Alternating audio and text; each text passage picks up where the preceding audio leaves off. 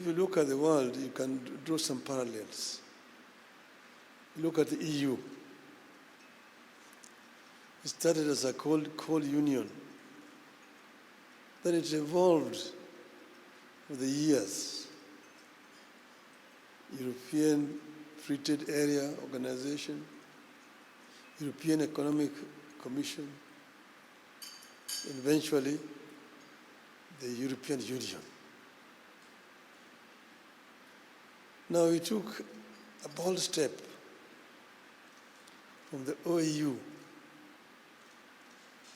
to jump into African Union, trying to bring ourselves to the level with the EU.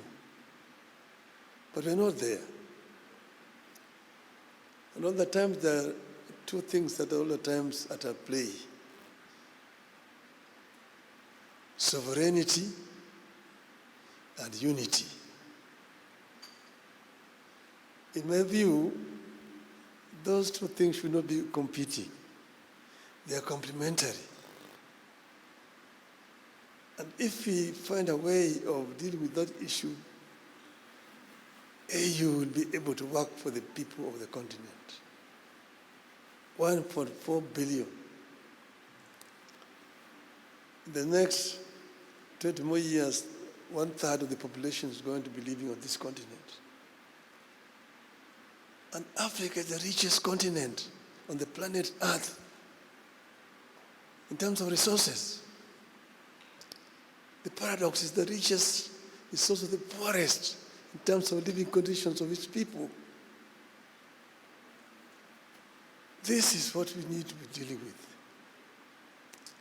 And if we deal with that, Africa will rise. And tomorrow I'll be telling you a story of the African lion.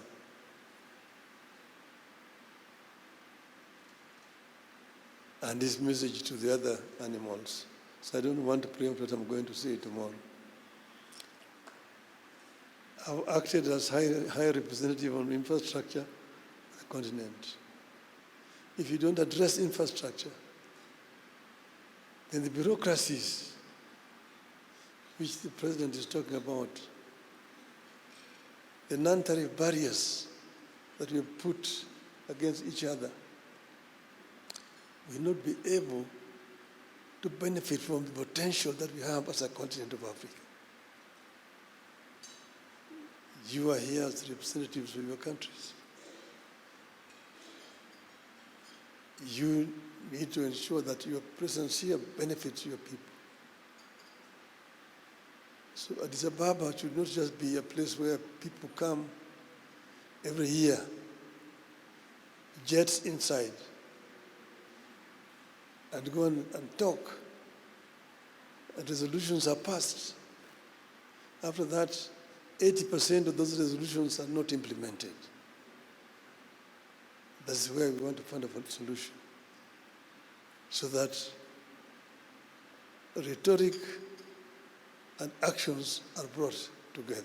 We continue to have an unfair share of instability, insecurity, and challenges in our continent, whether it is terrorism, conflict,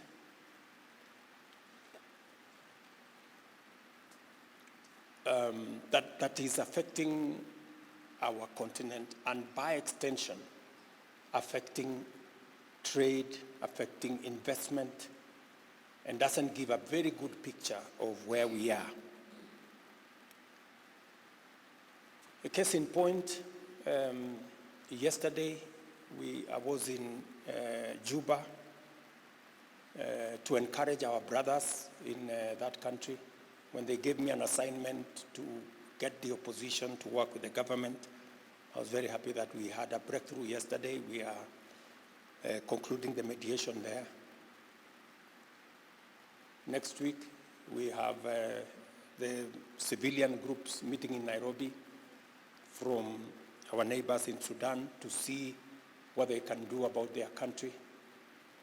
Last week, we were in Bujumbura at a COMESA meeting to discuss how, whether as we do trade, how do we manage the issues in the Great Lakes region. We have issues in Sahel. We have issues in the Horn of Africa. So our peace and security infrastructure requires a rethink. We cannot continue the way we are continuing. I think the days of, the 20,000 AU peacekeeping force are slowly fading away. And we need, as Africa, to begin to take charge of our peace support mechanisms in our continent. I was very happy that last December, the UN resolution that now peacekeeping efforts led by AU will be funded by assessed contributions by the United Nations. That gives us more leverage. But the AU has to be better prepared to undertake this responsibility. There is certainly a very big case for us to make in reorganizing the AU Peace and Security Council, including the Peace Fund, and make it much more sustainable, and see how we can have greater say in the stability of our continent, because it is necessary for us if we have to attract investment and if we have to do trade. We have to stabilize, and there must be peace and security. On matters financing, I think we can be innovative in how we finance our organization. For example, let me give 2 examples. When we pushed the UN so that we passed this resolution 2719, it was another way of bringing sustainability into the peace operations of AU. If we can leverage on the UN and the assessed contributions in the UN to fund AU peace operations and the AU Peace Fund, it expands our horizon of sustainability. That's number 1. Number 2, you remember that in the last AU summit, our African financial institutions, Afrexim Bank, Trade Development Bank, ATI, AFC, I think there are 7 different organizations. They came to see me in Nairobi, and they told me, look, we are African institutions, but we are not recognized by the African Union. We don't have the stamp of approval of the African Union as African financial institutions.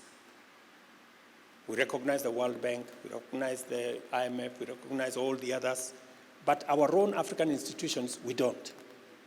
It is the reason why we sponsored the resolution for these organizations, African institutions, to be recognized as having the approval of African Union and all our countries.